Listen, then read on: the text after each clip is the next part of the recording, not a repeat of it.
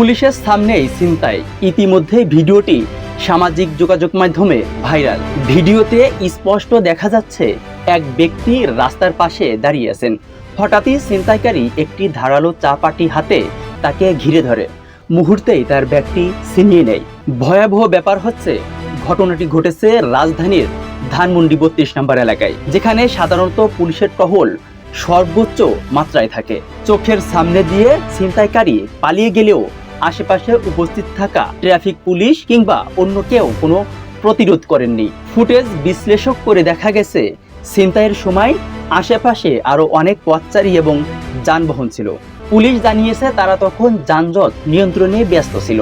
পুলিশের পক্ষ থেকে জানানো হয়েছে তারা ইতিমধ্যে ভিডিও এবং সিসিটিভি ফুটেজ বিশ্লেষণ শুরু করেছে। তবে এখনো পর্যন্ত ভুক্তভোগী থানায় কোনো অভিযোগ করেননি। প্রশ্ন উঠেছে, রাজধানীর সবচেয়ে সুরক্ষিত এলাকাগুলোর একটিতে যদি পুলিশের সামনেই ছিনতাই হয়, তবে সাধারণ মানুষ কতটুকু নিরাপদ? আপনার মতামত জানান। এই ঘটনায় আপনি কি ভাবছেন? ছিনতাই ঠেকাতে প্রশাসনের কি পদক্ষেপ নেওয়া উচিত? কমেন্টে জানাতে ভুলবেন না। আর আমাদের পেজে ফলো করে থাকুন আরও আপডেট পাওয়ার জন্য।